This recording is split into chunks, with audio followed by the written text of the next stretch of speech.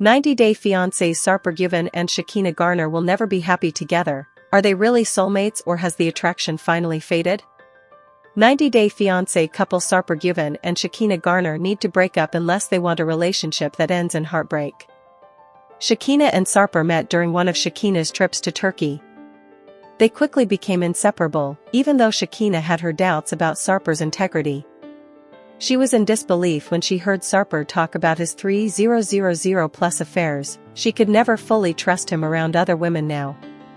Meanwhile, Sarper began treating Shekina like his personal project, controlling her actions to the point where she felt more like a puppet than a partner.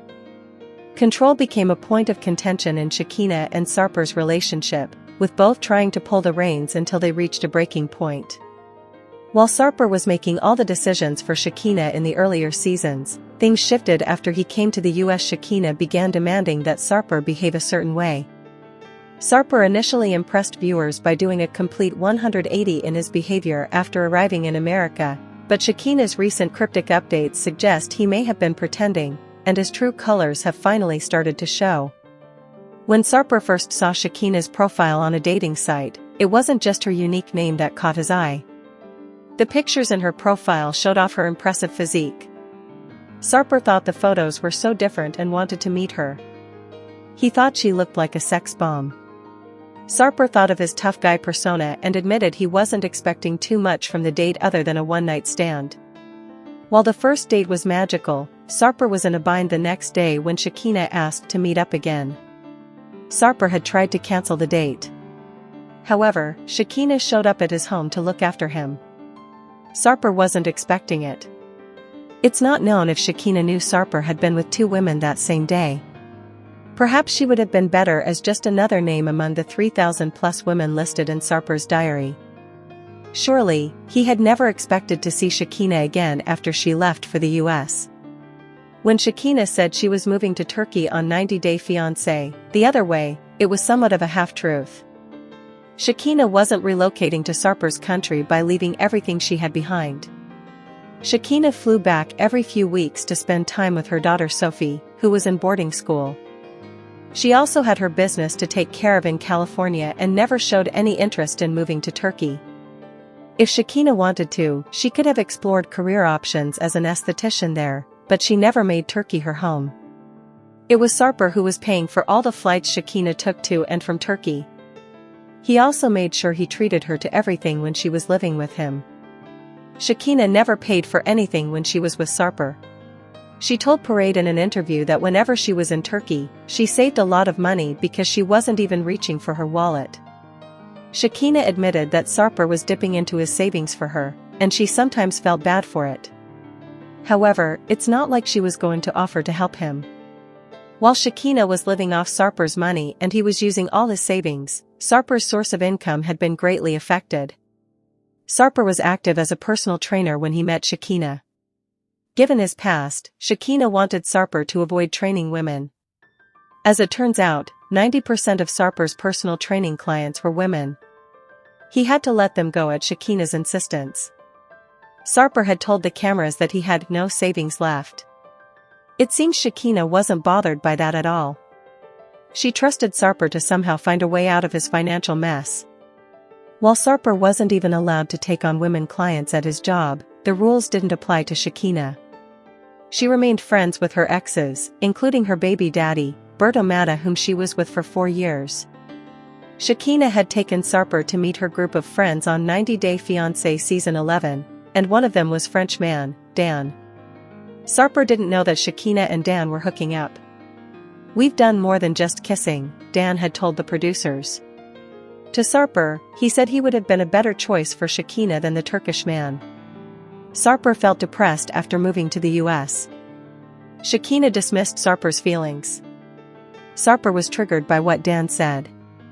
He had to fight his anger very hard not to do something he would later regret. It's as if every situation that Sarper had to face after coming to America was a test he had to pass, including meeting Shekina's daughter and her sisters. Without their approval, she was not going to marry Sarper. Eventually, within less than a month of moving to Los Angeles, Sarper and Shekina got into a fight that left Sarper feeling unsure about whether they should get married. Sarper even considered moving back to Turkey. Sarper felt weak because he was not able to work in the US. He was not 100% himself. Shekina felt Sarper was being distant, cold, rude, dismissive, but Sarper tried to make her understand that he was depressed. Shekina questioned why Sarper was in depression instead of showing him kindness. Sarper couldn't recognize the woman she'd known for 2.5 years. He couldn't understand why Shekina was being hard towards him. "The version of me that you get depends on how you treat me," Shekina told him. Shekina thinks that Sarper hasn't changed. Will Sarper and Shekina get divorced? Shekina could see how Sarper, who was used to being very independent, had been uprooted from his surroundings, but she didn't like that he was taking out his frustrations on her.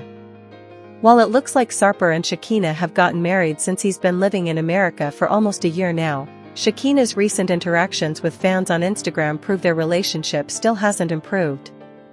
"Nothing about this is easy," Shekina told a fan on IG, via 90-day fiance _Alexa, when asked if she and Sarper were okay. Shekina hinted at them going through a rough patch. She even said that fans would probably not see them anymore in any new seasons. 90-day fiance viewers suspect that Shekina and Sarper could be heading to couples therapy after this season.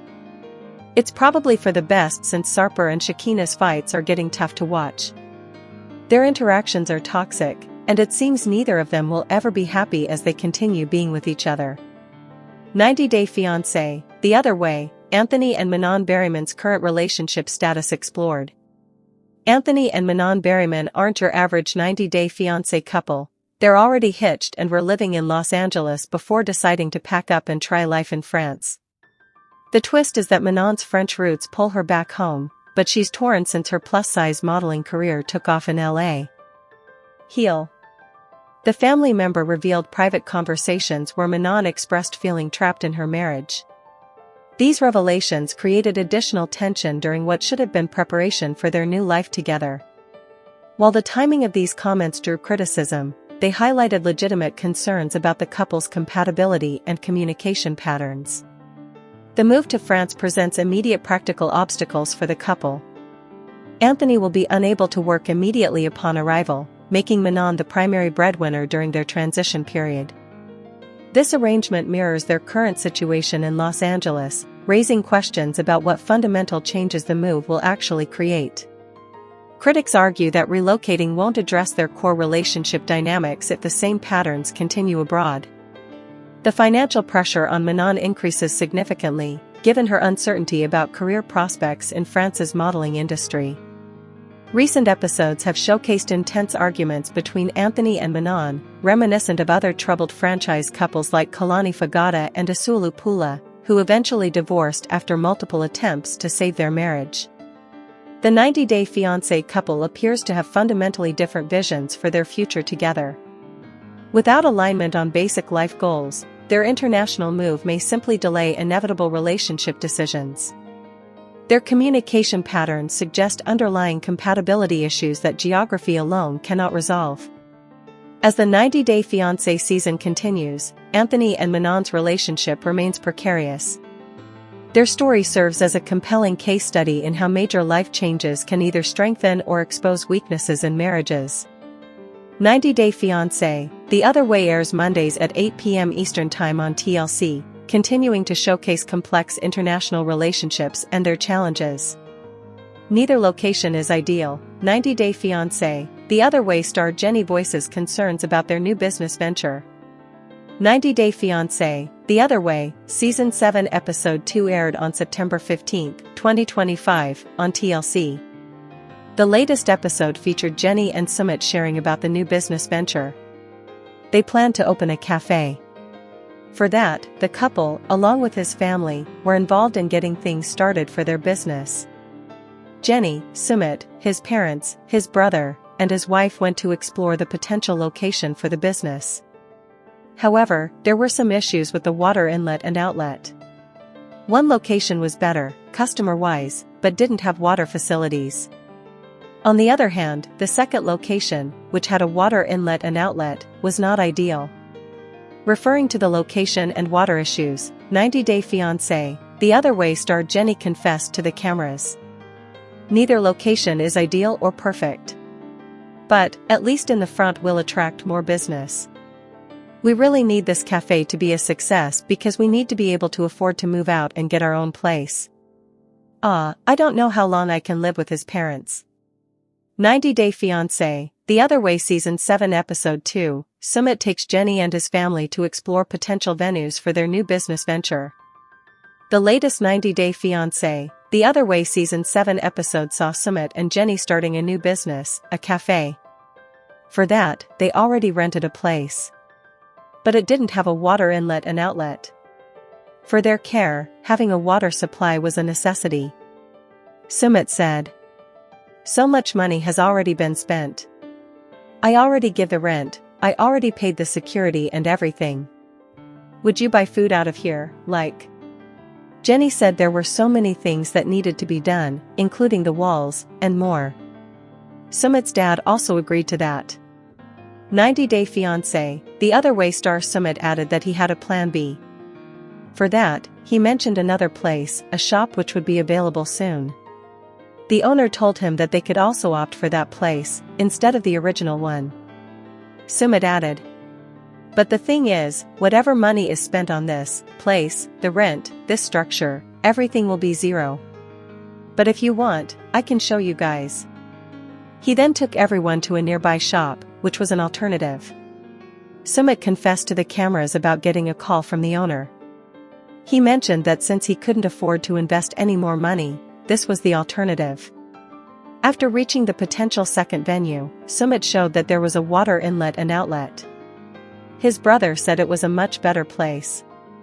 They discussed how there was no water inlet or outlet in the place they had originally planned to get rented. 90 Day Fiance, The Other Way star Sumit discussed his plan to get the jars of water and use them for cooking and cleaning the dishes. Also, to clean the dishes, they would have to use the outside space. It would be visible to everyone walking around the cafe. He asked his family members whether they should move to a second potential space, which was a better space and had a water inlet. Sumit also stated that the originally rented place was a better suited, location-wise, but lacked a few essentials. Jenny shared in their joint confession. "This place is around the corner, somewhere out of sight. No one's gonna see us, and I feel like we're gonna lose business over there. The other spot, originally rented place, is right in the middle of everything going on." She added that none of those locations were ideal or perfect. Jenny mentioned that they really needed the cafe to work, because they wanted to be able to afford to move out of Sumit's parents' home and get their own place.